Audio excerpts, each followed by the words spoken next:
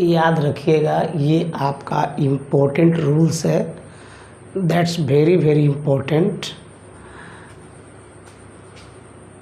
Had been plus V4, याद रखिएगा, had के बाद यदि बीन हो तो ये वर्ब आपका V4 होता है, और यदि had plus been plus V4 हो तो वह पास्ट परफेक्ट कंटिन्यूअस में माना जाता है। हैड के बाद यदि बीन प्लस V3, ये भी आपका स्ट्रक्चर सही है। मैं इसलिए ये ट्रिकी पढ़ा रहा हूँ ताकि एग्ज़ाम समय में ये आसानी से बन जाएगा। याद रखिएगा, हैड बीन के बाद V4 भी सही है और हैड बीन के बाद V3 भी सही है।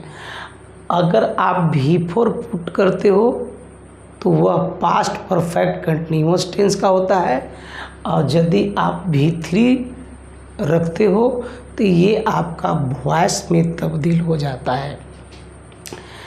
हैड बीन के बाद नाउन भी आपका सही है।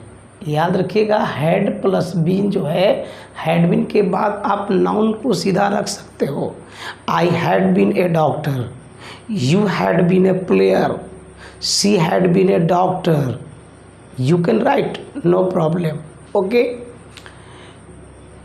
I had been speaking English for 2 hours, याद रखिएगा, ये had been के बाद जो आपका स्पीकिंग है ये V4 है, और English for 2 hours, this is your past perfect continuous tense। and had been के बाद V3, you had been helped by me, this is your passive voice। Had been के बाद सीधे आप नाउन रख सकते हो।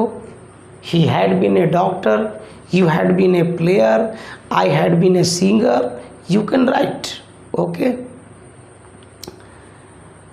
फॉर और since, for to show for non specific time,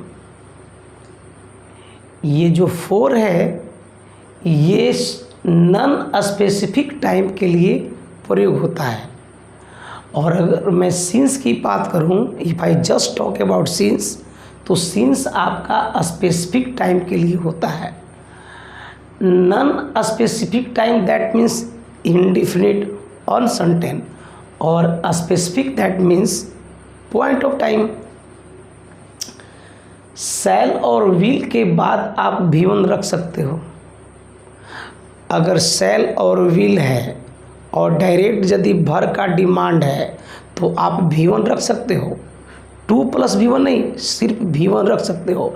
shall और विल के बाद आपका V1 है, और यदि V1 है तो ये आपका फ्यूचर इंडिफिनिट बनाएगा। I shall go, you will go, I shall teach, he will teach, Ram will eat, this is your future indefinite. Shall be और विल बी, याद रखिएगा, शैल बी और विल बी के बाद यदि V4 हो तो ये फ्यूचर कंटिन्यूअस होता है। I shall be eating, you will be helping me, Ram will be running. Shall have और विल हैव के बाद V3, शैल हैव और विल हैव के बाद यदि भर V3 है तो ये फ्यूचर परफेक्ट है। I shall have eaten, you will have beaten me, I shall have helped you, so this is your future perfect, okay। shall have been और will have been, shall have been और will have been के बाद यदि V4 हो तो ये future perfect continuous होता है। I shall have been teaching you from morning, याद रखिएगा, फ्यूचर में सिंस का प्रयोग नहीं होता है।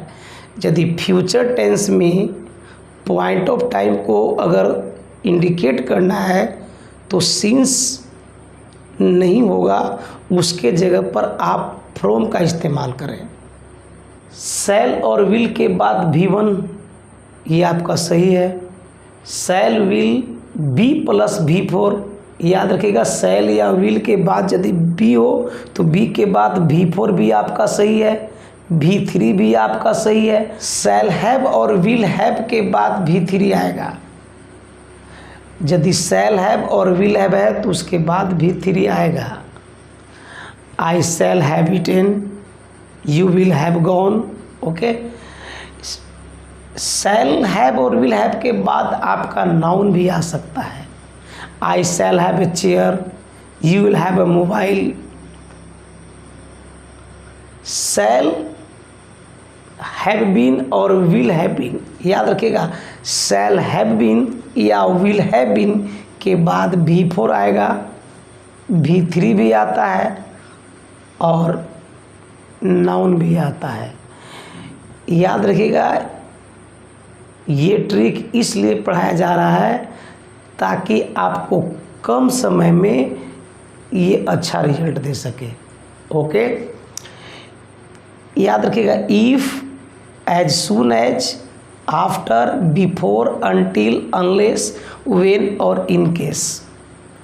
यदि ये वर्ड है तो इसके बाद फ्यूचर टेंस का प्रयोग नहीं होता है।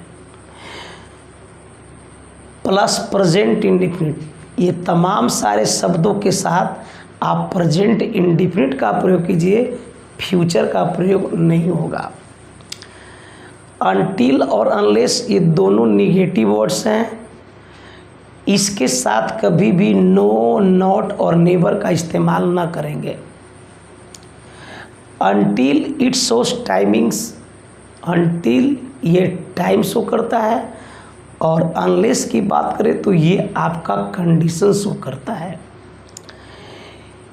इफ के बाद यदि सब्जेक्ट और शैल, विल और वुड प्लस V1 है, याद रखिएगा ये सेंटेंस आपका गलत हो जाएगा।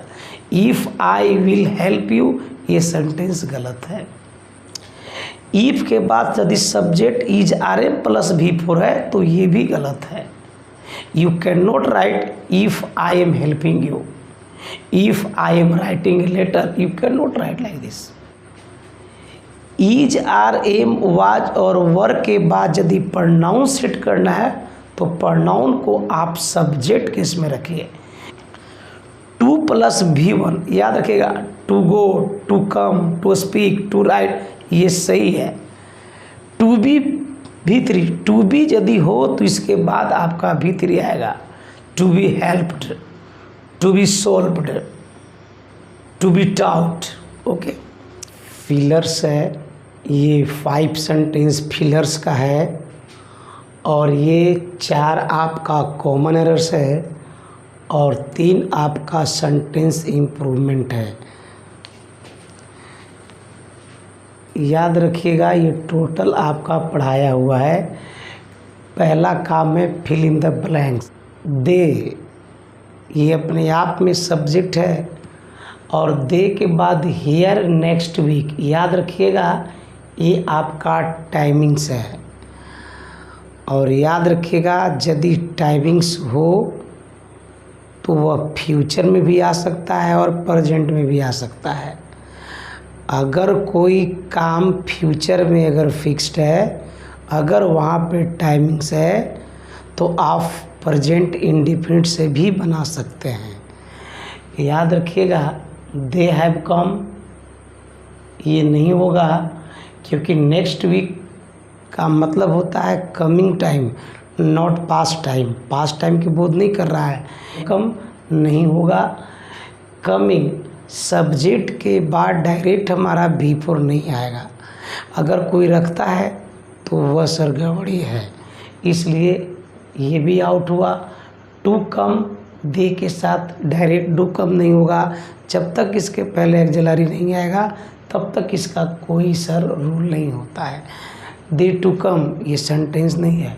याद रखिएगा, दे विल कम आपका आंसर यहाँ है। Yo my father to Delhi next year, याद रखिएगा फिर से ये नेक्स्ट ईयर है। और अभी अभी मैंने बताया कि अगर फ्यूचर से भी बन सकता है और प्रेजेंट से बन सकता है। My father has gone, not went, this is your past and this is your coming time, I mean future. So ये भी आउट हुआ। माई फादर के साथ डायरेक्ट गोइंग का कोई इस्तेमाल नहीं होगा। सर याद रखिएगा आंसर आपका सी आएगा।